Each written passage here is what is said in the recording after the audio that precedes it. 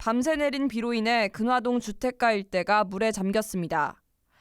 긴급 출동한 소방대원들이 8시간 가까이 배수 작업을 실시한 끝에 바닥이 겨우 드러났습니다. 그런데 이 일대는 지난 2020년에도 물에 잠긴 적이 있는 곳입니다.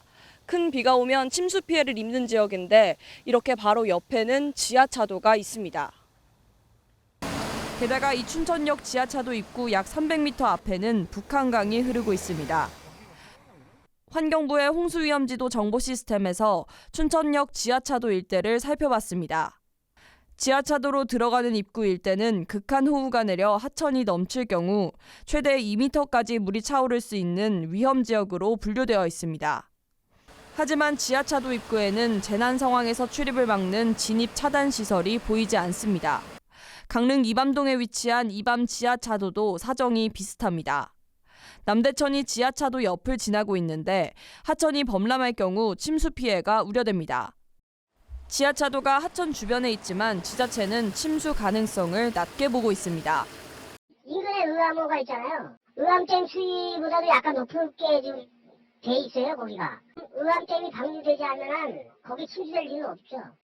행정안전부는 지난 2020년 부산 초량지하차도 침수 사고 이후 침수 위험도가 높은 지하차도에 차단 시설을 설치하기 위한 특별 교부세를 지원하고 있습니다.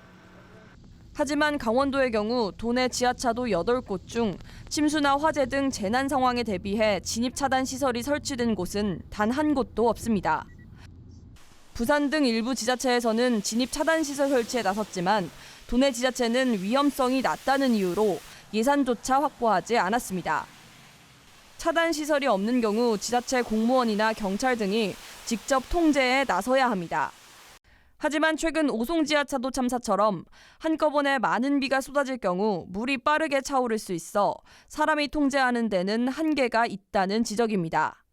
강변 뚝이 무너지거나 비가 순간적으로 많이 올 경우에는 지하차도에 물이 급속도로 밀려 들어오기 때문에 사람이 일일이 나가서 교통 통제를 하는 데는 시간이 많이 걸릴 수 있습니다.